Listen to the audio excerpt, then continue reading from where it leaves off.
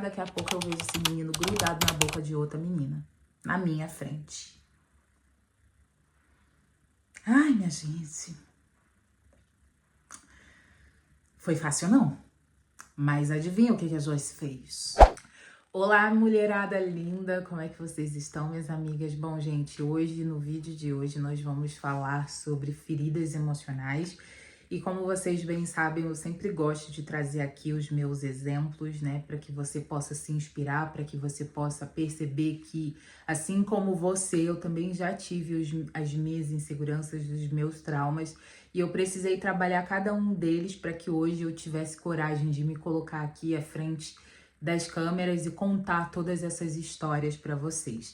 Então eu quero, minha amiga, que tu se sinta inspirada acima de tudo, assistindo esse vídeo e prestando atenção em cada um desses detalhes que eu vou falar aqui. Bom, gente, eu sempre fui uma menina assim com muitos complexos, né? E eu acredito que cada um tem a sua história. Para mim, aquilo que foi difícil para mim, talvez para você tire de letra, e vice-versa, aquilo que pra você foi difícil, eu tiro de letra. Mas o grande ponto é que dor é dor, não se questiona, não se mede, cada um tem a sua. E a gente precisa respeitar. Eu quero que hoje você entenda que para atrair o relacionamento que você quer, a pessoa especial que você quer, que você sonha, você precisa percorrer o caminho da sua autocura. Não tem como a gente encontrar uma pessoa de valor para nossa vida, sabe? Que traga leveza, que traga paz, que traga harmonia, se a gente não estiver bem com a gente. Então, pensando nisso, eu resolvi fazer esse vídeo falando sobre 5 feridas emocionais que eu curei dentro da minha história. E eu quero que, a partir dessas feridas, né, que você me vendo aqui falando sobre elas, que você possa reconhecer as suas, tá? Primeiro de tudo, gente, eu trouxe aqui para esse vídeo, vou trazer aqui para esse vídeo, uma palavra que eu acho que traz todo o significado para que nós possamos entender o que são os complexos, né? Essa é uma palavra que vocês vão ouvir muito por aqui, que é complexo, algo que é muito delicado, algo que é muito difícil, hermético, eu não sei exatamente qual é o sentido do hermético, de difícil compreensão, tá escrito aqui, que não é simples de entender, difícil, confuso, desprovido de percepção, sem entendimento nem clareza, confuso.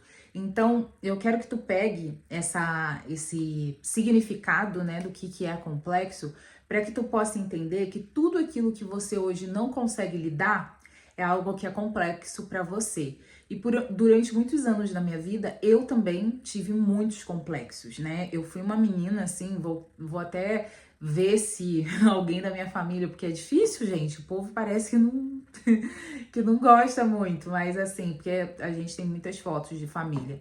Mas assim, eu sempre fui uma menina com muitos traços, como até hoje, né? Como vocês podem perceber, eu tenho uma testa bem grandona, né? Eu tenho um nariz tá maquiado, mas assim, meu nariz é grande, a minha boca é grande, a minha orelha é grande. E pensa tudo isso no rosto de uma criança. Então era tudo, os meus traços eram muito brutos, né? Eu tinha uma fisionomia como se fosse um adulto no corpo de uma criança. E durante muitos anos isso foi um problema. Por que eu tô falando, né? Por que eu tô trazendo essa história? Porque eu vi um dos comentários num dos últimos vídeos que eu postei falando sobre a importância de nós buscarmos atrair homens, né, que estejam voltados para as nossas emoções, para aquilo que nós realmente somos e não pelo nosso corpo, pela nossa estética, por aquilo que eu apresento. E aí eu recebi nos comentários uma querida, uma inscrita, que eu vou procurar aqui rapidinho o nome dela para falar aqui para vocês, que ela falou assim: Joy, no meu caso, o meu problema é que eu tenho melasma. E assim, eu super entendo, porque para muitos de nós é difícil mesmo lidar com as nossas imperfeições, né? É óbvio que tem aquela coisa, né? Você é perfeito do jeito que você é. A verdade é que não, gente. A gente não é perfeito, né? Cada um nasceu com a sua característica e algumas pessoas são assimétricas e outras são, né, tudo bonitinho, tudo redondinho, um nariz perfeitinho. Muitas vezes a gente pensa, né, em mudar e buscar essa mudança através da cirurgia plástica, ou às vezes a gente tenta maquiar, esconder. E eu falo pra vocês que nem sempre foi fácil pra mim fazer um vídeo com... Hoje eu tô maquiada, né? Mas vocês podem ver que tem vídeos meus que eu não tô nem um pouquinho maquiada, que eu faço uma maquiagem bem básica hoje, exatamente porque eu comecei a entender a importância de ressaltar em mim a minha luz interna, porque é a partir daí que eu quero trazer pessoas para perto de mim. Eu não quero trazer porque eu tenho dinheiro, eu não quero trazer porque eu tenho um corpo maravilhoso e eu quero trazer, de alguma forma, fazer com que algum homem olhe para mim porque eu tenho um bundão, porque eu tenho um pernão, porque eu tenho um corpo escultural. Eu quero realmente que a pessoa que vier, ela venha de fato olhando para quem eu sou. E por mais que a gente acredite que isso é difícil, né, na nossa sociedade, afinal de contas, é óbvio, não vamos ser hipócritas, a gente se conecta por quem a gente acha bonito, mas a concepção de beleza, ela tá muito ligada na autoimagem. E a grande verdade é que se tu tem uma autoimagem deformada, assim como eu tinha, e vocês vão entender através das coisas que eu vou falar aqui, quando a gente tem essa deformação na maneira como nós nos percebemos, é muito difícil que a gente atraia uma pessoa que olhe para nós e que nos ame do jeito que nós somos, porque de alguma forma eu já não estou me aceitando. Tu entende que é meio incoerente? Eu quero alguém que me ame, eu quero alguém que me aceite, mas eu não me amo, eu não me aceito. Então é como se não desse match. E não é sobre beleza, tá, gente? É sobre a percepção e a aceitação que você tem sobre você. Então, gente, a primeira coisa que eu precisei, né, eu classifiquei aqui em 5 coisas, talvez ao longo do vídeo surjam mais. Mas dentro das 5 coisas que eu precisei trabalhar em mim, curar em mim, a primeira delas foi a raiva, o sentimento de raiva. Como eu falei pra vocês, eu tenho uma boca grande. Quando eu era menor, era muito maior, então eu era apelidada de beisola. É até engraçado, porque eu lembro que, inclusive, uma vez uma professora falou pra mim, nossa, tem muita gente que faz procedimentos estéticos pra ter a boca do seu tamanho. Gente, eu nunca acreditei, muito pelo contrário, eu achava que ela só queria me consolar. E hoje é interessante, porque eu vejo essas blogueiras colocando bocas imensas, e eu fico me perguntando, caramba, eu sofri à toa. Mas naquele momento, né, onde eu era criança, onde eu tava ali num processo de me conhecer, né? E de alguma forma é como se você descobrisse que você tá fora, que você não é aceita por aquilo que você tem, por aquilo que você é. Então aquilo me machucava, né? Então eu sentia muita raiva das pessoas que me zoavam, eu sentia muita raiva dos momentos assim onde eu percebia que eu ficava exposta para essas pessoas rirem de mim. Então, limpar a raiva do nosso coração, gente, é muito importante, porque a raiva, apesar de ser, né, um grande motivador, ela também pode gerar em nós muitos problemas emocionais e de saúde também, né? Então, percebam que são sentimentos que nós precisamos sim trabalhar dentro de nós, porque esses sentimentos acabam gerando acontecimentos ao longo da tua vida e às vezes tu nem percebe que tu tá se conectando com pessoas que não te aceitam muito mais por essa coisa. As pessoas estavam sempre rindo de mim por causa do tamanho da minha boca. Então é como se tu tivesse aprendido, eu tivesse aprendido a não gostar da minha boca exatamente porque as pessoas riam de mim, tu percebe? Porque quando você é criança, você não tá nem aí. Eu tenho boca grande, eu tenho um nariz grande, mas isso pra mim não faz diferença. Mas a gente aprende a se olhar a partir do olhar do outro. E é por isso que é tão importante trabalhar a nossa autoimagem durante esse processo de cura, para que você encontre alguém que vai olhar e vai falar, caramba, eu nunca percebi, eu acho sua boca um charme. Tá entendendo? Tá entendendo, minha amiga? Segundo ponto, eu tive que trabalhar em mim o complexo de inferioridade. Por quê? Porque eu andava com meninas que, teoricamente, eram as mais bonitas da classe. Então, eu era aquela criança que, teoricamente, era o patinho feio. E isso conecta a um próximo tópico, né? Então, se você viveu toda essa expectativa, né? Não digo nem expectativa, mas é essa coisa mesmo das pessoas te olharem e já de cara te descartarem porque você não era o padrão. Perceba, gente, é muito cruel e ao mesmo tempo é tão importante que a gente comece a entender, peraí, a maneira como eu me vejo, ela foi muito moldada a partir do olhar das outras pessoas, porque aonde que tá escrito que ser de um jeito é mais bonito do que o outro? Tudo que nós sabemos, tudo que nós somos foi ensinado por alguém. Então é importante tu começar a se olhar e se questionar. Eu sou feia porque eu tô me comparando a outras pessoas ou eu sou feia porque alguém me ensinou, né? E aí tem dois pontos, ou seja, eu me acho feia muito mais porque alguém me ensinou que eu não tô dentro do padrão que a sociedade impõe e porque, de alguma forma, eu tô me comparando a alguém que é diferente de mim. E aonde que tá escrito que essa pessoa é melhor do que eu? Tá entendendo a importância da gente ter esse olhar de mais amor, de mais autoconfiança e de questionamento? Porque senão você cresce acreditando que você é assim e que nunca vai ter jeito, você vai precisar entrar para fazer uma cirurgia plástica ou você vai precisar passar sempre maquiagem para que você se sinta de acordo com a sociedade, quando na verdade não. Tudo é um olhar, é uma percepção. São crenças que você criou contra, eu digo contra porque isso mais te deprime do que te exalta, né? Você criou contra você. E quando a gente está trilhando esse caminho de cura, de autoconhecimento, a gente começa, peraí, eu não vou mais me ver dessa forma. Eu vou começar a questionar a maneira como eu me enxergo, porque ter uma autoimagem saudável te ajuda para os próximos relacionamentos. Eu quero que tu entenda isso. Próxima coisa, gente, rejeição. Como eu falei para vocês, como eu já era o patinho feio, teoricamente, ninguém quer andar com gente feia, né?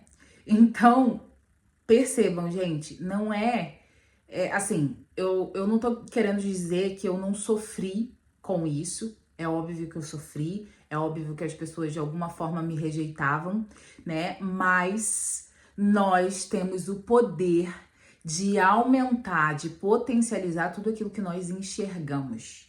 Então, todas as vezes que as pessoas me rejeitavam, de alguma forma, aquele sentimento potencializava em mim essa sensação de ser rejeitada, de ser alguém inferior aos outros. Então, eu precisei olhar para mim com mais amor e acolhimento. Se todas as vezes eu não era escolhida, sei lá, vamos jogar queimado. Você é a última a ser escolhida. Você é a mais feia do grupo. Percebam, gente, como que essas experiências na nossa escola, na igreja, nos meios onde nós vivemos e crescemos até a adolescência, moldaram a maneira como nós nos comportamos hoje. Porque eu cresci uma criança complexada que precisava estar com quilos de maquiagem, né? E não conseguia, inclusive no início dos meus vídeos, eu vou ver se eu consigo achar algumas imagens para mostrar para vocês o quanto que eu carregava das minhas maquiagens e o principal, eu estava sempre, de alguma forma, prejudicando o crescimento do meu canal, porque eu não tinha coragem de postar algum vídeo se o meu esfumado não tivesse perfeito, se o meu nariz estivesse muito grande, eu apagava o vídeo.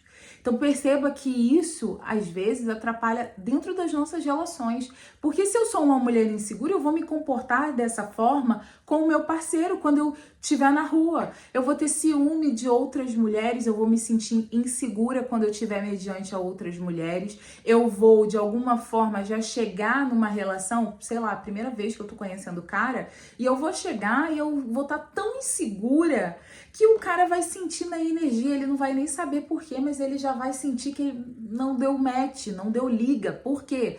Porque é uma energia, é um comportamento que nós temos até de maneira inconsciente.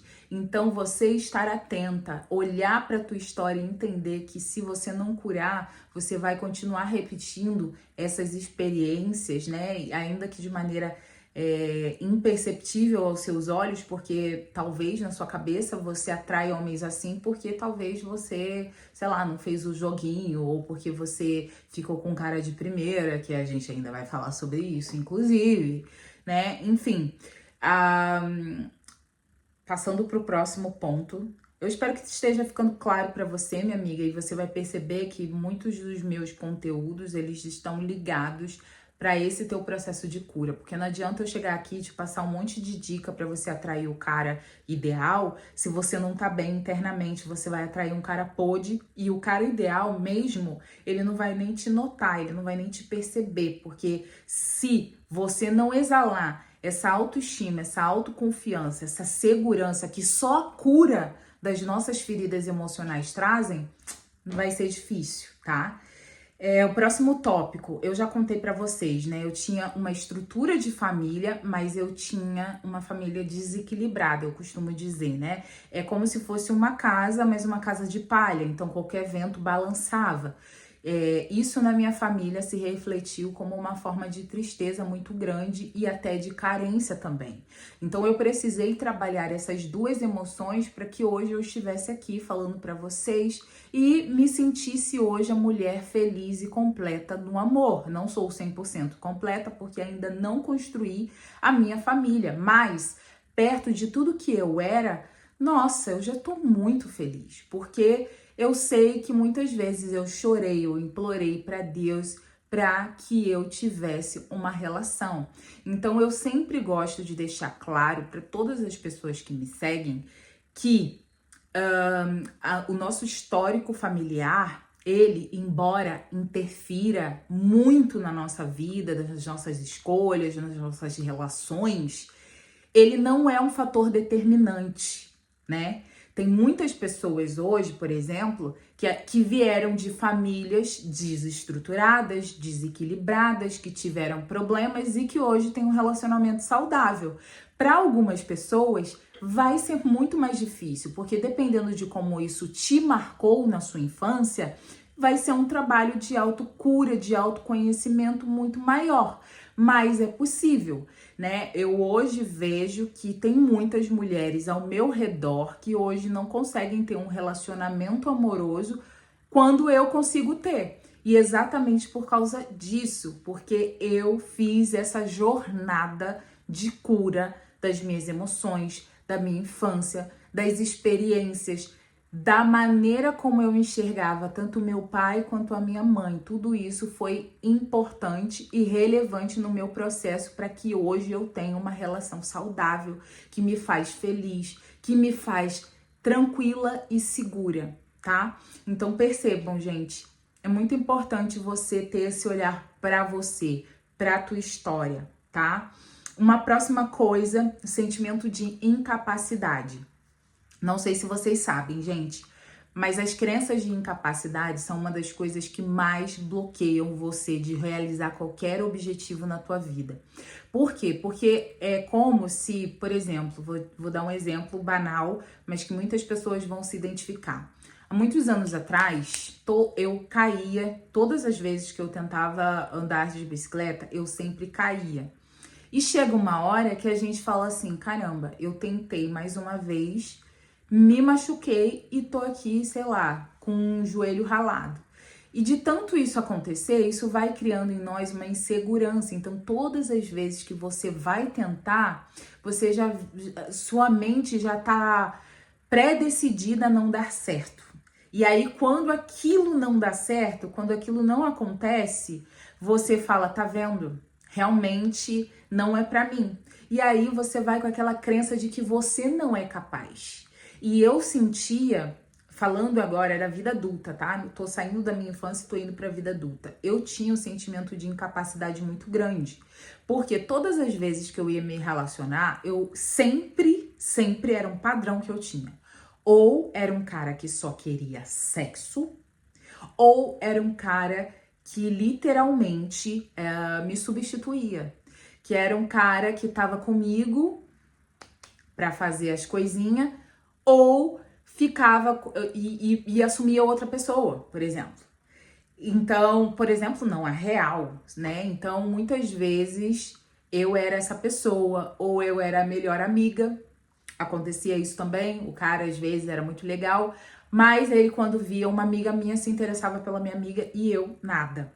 Então, quando eu comecei a perceber esse padrão, eu olhei pra mim e entendi que, na verdade, além de tudo o que eu sentia, né, além de todas as coisas que eu percebia, também existia em mim uma sensação de que eu não era capaz de ter um relacionamento amoroso. E isso acontece com muitas mulheres. Então é importante a gente buscar esse olhar para nossa história, para entender quais são as crenças que estão me impedindo de ser feliz hoje, né?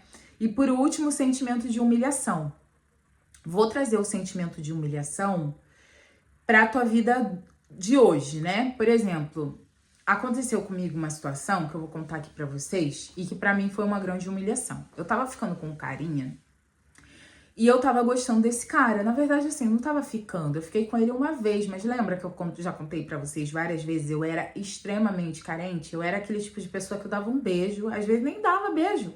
Às vezes só via passando na rua, já me apaixonava. E criava uma fantasia, uma ilusão. Gente, eu realmente, assim, eu sou um caso a ser estudado, porque eu tinha sérios problemas, assim, de carência. E eu criava aquela ilusão na minha cabeça, aquela ideia, não, nós vamos ficar juntos, esse cara é lindo, e ele é um príncipe, e eu amo, enfim. E aí, minha gente,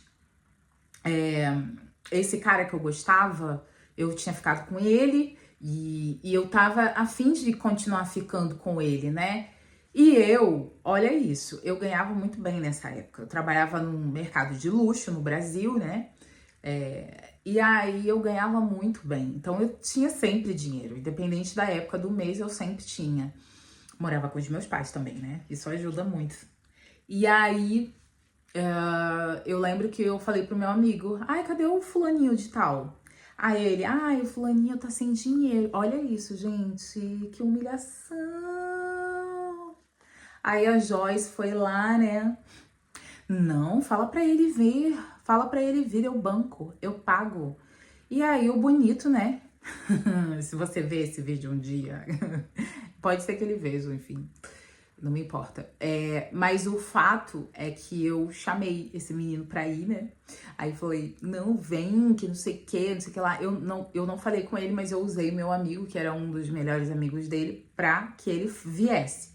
E aí, o bonito, né, que queria tomar uma cervejinha no dia do pagode, ele veio. E aí, eu não sei exatamente se esse meu amigo falou, ah, a Joyce paga, mas eu acho que sim, né? Porque se ele não foi no pagode porque não tinha dinheiro e teoricamente depois ele apareceu.